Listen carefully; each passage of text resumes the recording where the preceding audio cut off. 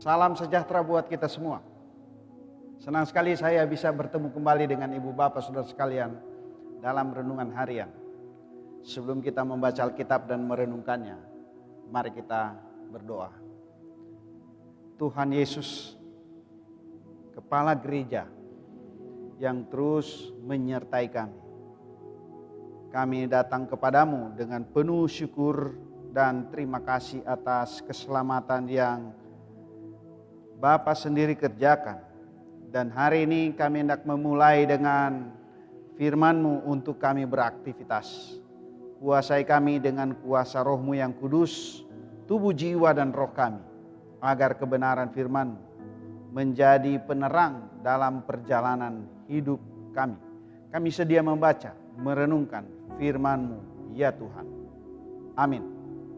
Pembacaan Alkitab kita hari ini 1 Korintus pasal 2 ayat 6 dan ayatnya yang ke-7.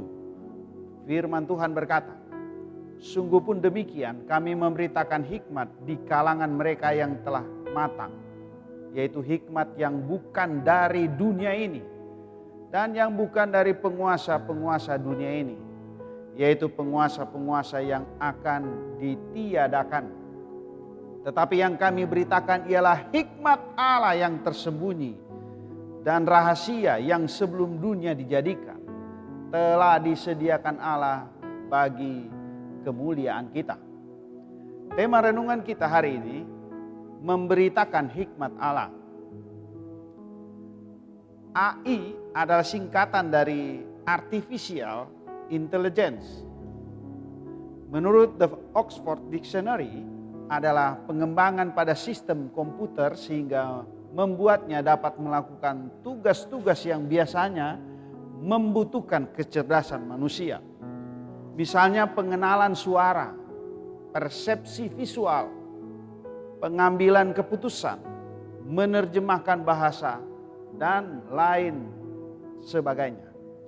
Hikmat manusia dapat menciptakan mesin menyerupai, bahkan dapat melebihi kecerdasan manusia itu sendiri. Ini merupakan kehebatan atau hikmat manusia, sekaligus membawa manusia pada bahaya bagi dirinya sendiri. Dapat menjadikan dirinya dekat kepada Tuhan, karena mesin buatan manusia itu dapat dijadikan sarana memberitakan Injil, tapi bisa juga sebaliknya. Mari kita belajar berhikmat dari Injil yang diberitakan dalam Alkitab.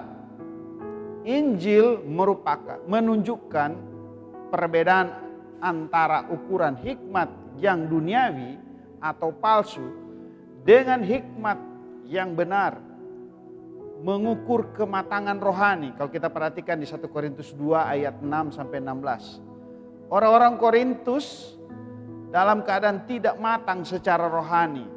Kalau kita perhatikan di 1 Korintus 4 ayat 1 sampai 4. Jemaat gagal memahami peranan kebenaran yang disamakan Rasul Paulus atau mempergunakan perangkat yang sesuai untuk menilai Rasul secara benar.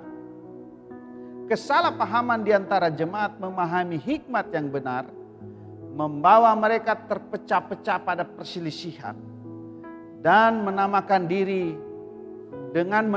diri pengikut Apolos, pengikut Kristus, dan pengikut Paulus. Karena itu Paulus menjelaskan bahwa Injil adalah hikmat. Ia mengemukakan bahwa hikmat itu berbeda dengan yang dimengerti dunia. Sesuatu yang tidak dikenal dunia. Orang Kristen di Korintus digoda oleh berbagai bentuk hikmat duniawi. Sukar untuk mengenal dengan tepat ungkapan atau bentuk yang ditentang Paulus dalam 1 Korintus 2 ayat 6 sampai 16. Dengan hikmat yang sejati, ia menggambarkan bahwa hikmat Allah minimal ada dua hal yang nampak. Pertama, hidup berfokus pada Kristus yang adalah sumber kebenaran atau sumber hikmat. Kedua, hikmat Injil itu menuntun orang percaya untuk memberitakan Injil. Karena itu saya dan saudara-saudara dipanggil untuk mempercayai hikmat Allah yang sejak semula telah dikerjakan Allah sendiri dan bermuara pada karya Yesus Kristus untuk diimani dan diberitakan kepada dunia dengan pertolongan kuasa Roh Kudus. Ingat, jangan terbawa dengan hikmat dunia yang membawa kepada kebinasaan. Amin. Datanglah ya sumber rahmat.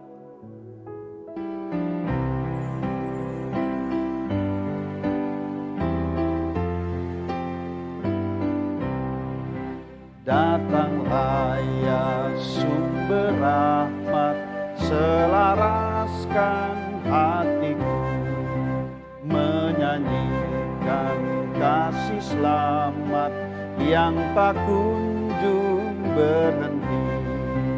Ajar aku madai indah, kita balas surgamu. Aku puji gunung kokoh, gunung pengasihanmu. Mari kita berdoa. Bapa Sorgawi, kami hendak mengikuti hikmat sorgawi, yaitu Injil yang telah diberitakan untuk membawa keselamatan bagi kehidupan kami. Dan kami diingatkan untuk mengikuti hikmat itu dan memberitakan hikmat itu kepada dunia ini, agar semua orang dapat mengalami keselamatan di dalam Yesus Kristus. Amin.